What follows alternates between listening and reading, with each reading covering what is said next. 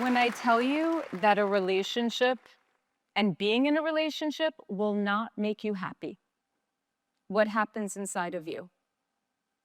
Because it's a deeply unsettling statement. Why would we ever be in a relationship if it wasn't going to make us happy?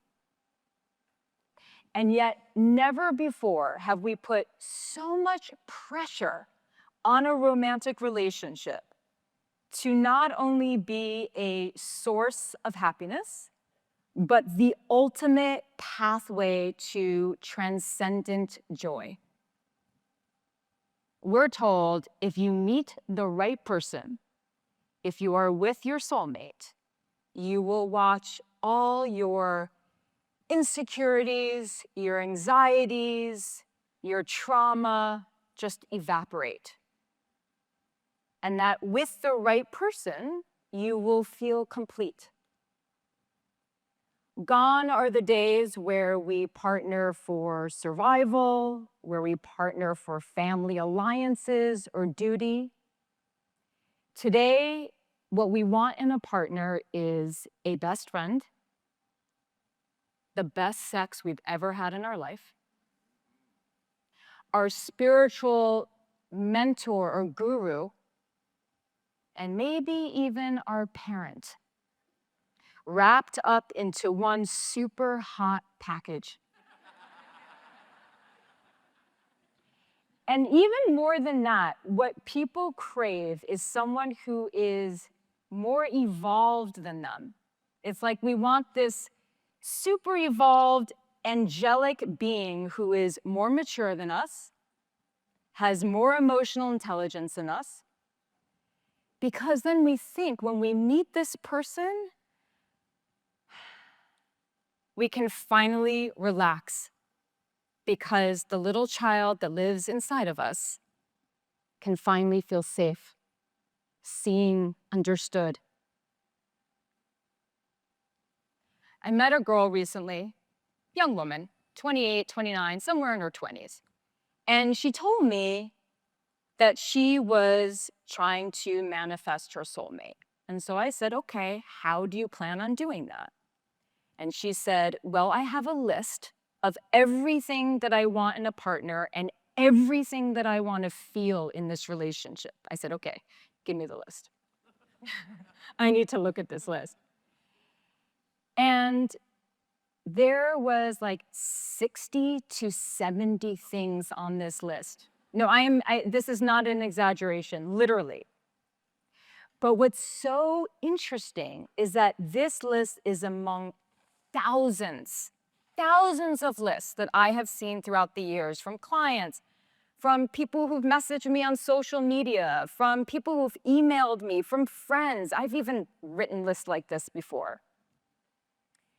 And every single list I have ever looked at has had a few words in common. Peace, safety, joy, fun, adventure. And when I think about what all those feelings and words represent, what they really represent is a feeling of aliveness. And in my view, that's what joy is. It's feeling that thing that we feel way too little when we are completely unburdened by all our stress, all our family drama, all our childhood crap. We feel more like who we really are. And we think that when we're with this person, that that's what they're giving us. And that's what we want from a relationship, is to feel that aliveness.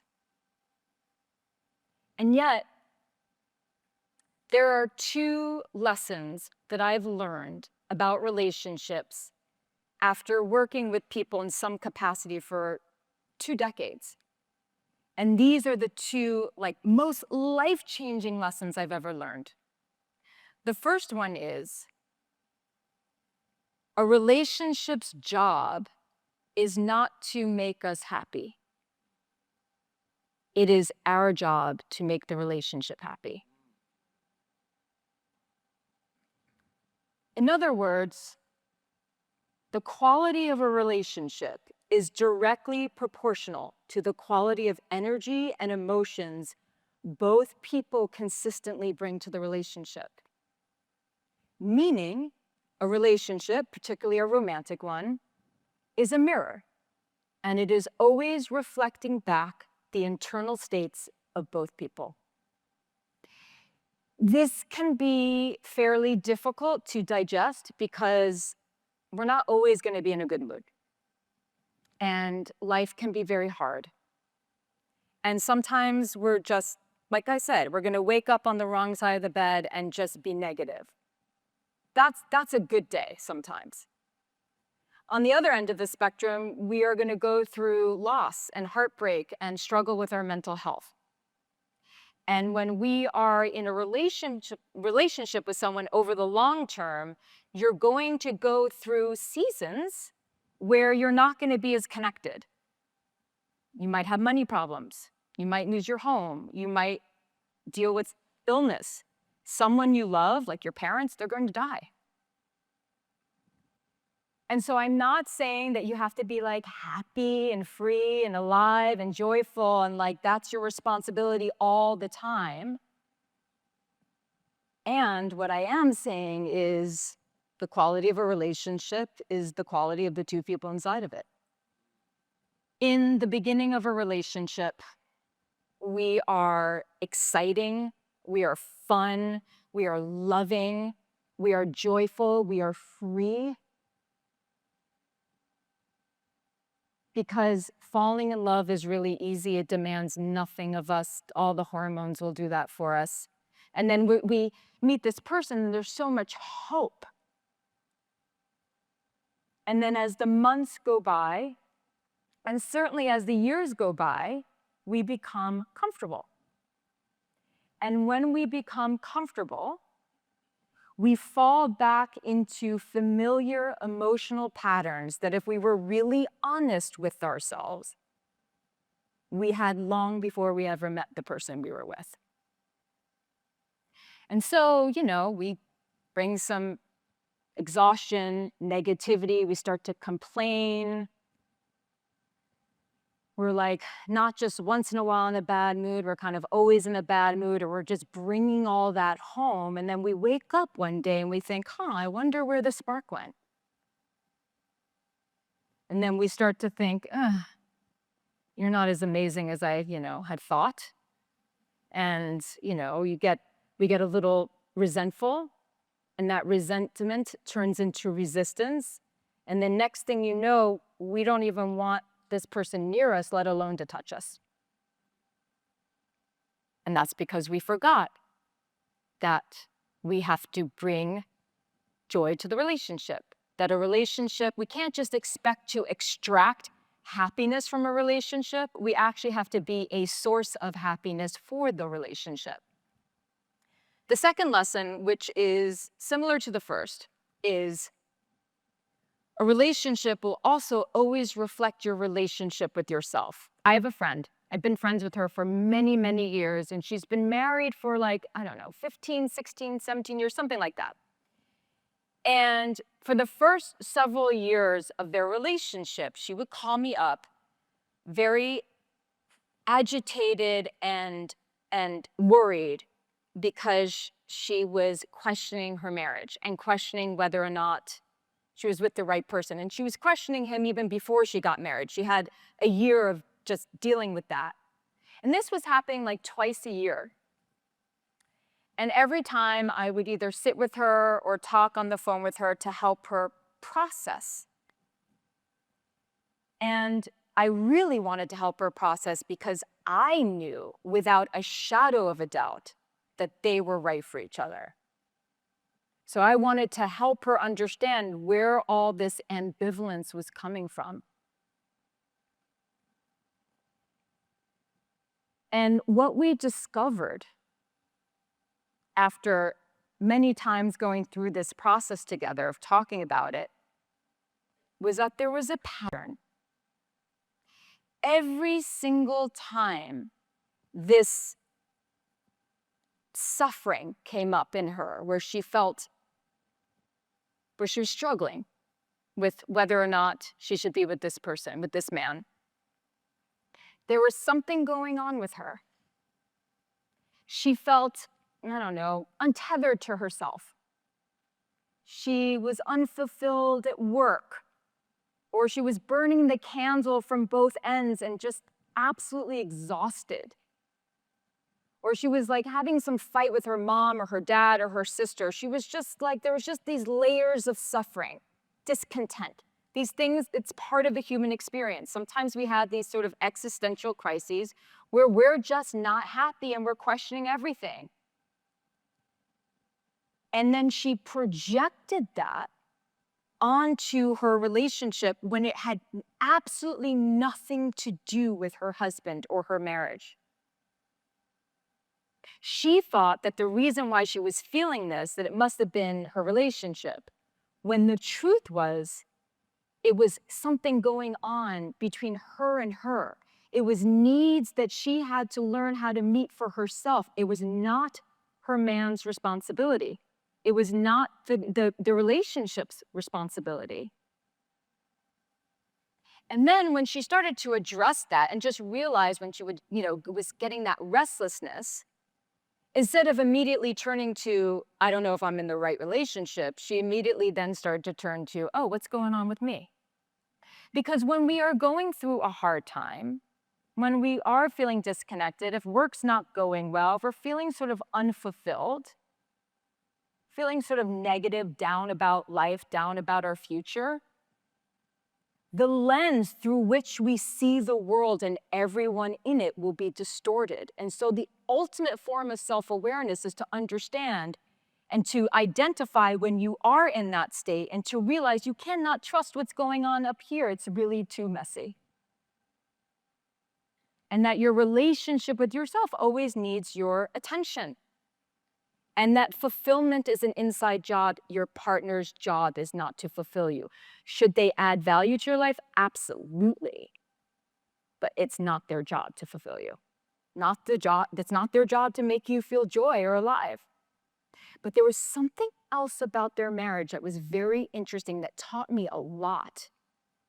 And that is, we actually have to create the conditions for joy in order to experience joy.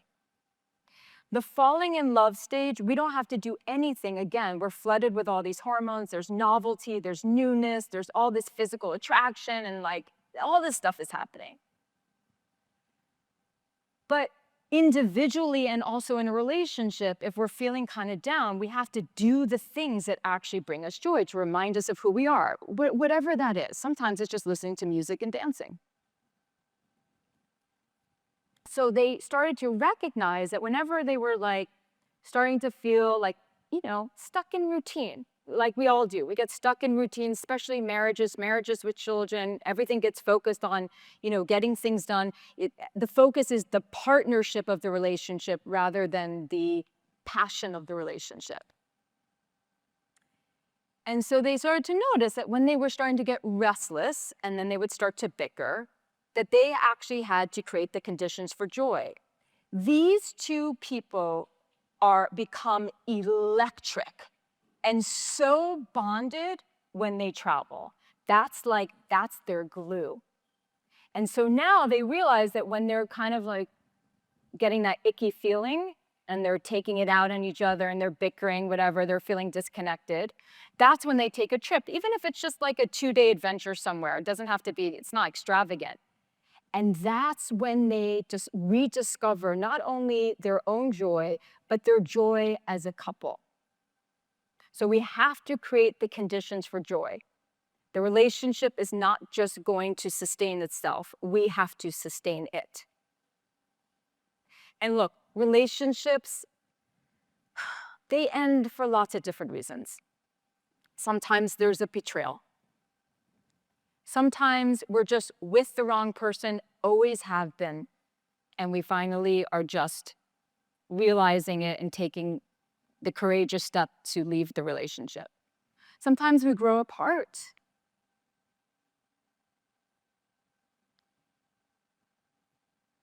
But a lot of times what happens is that both people are not taking responsibility for being a source of happiness for the relationship. And so they get so incredibly comfortable until one day they feel like roommates and they've gotten to the point of no return.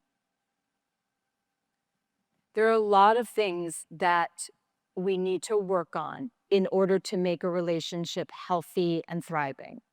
Communication. How to repair after conflict. That's huge.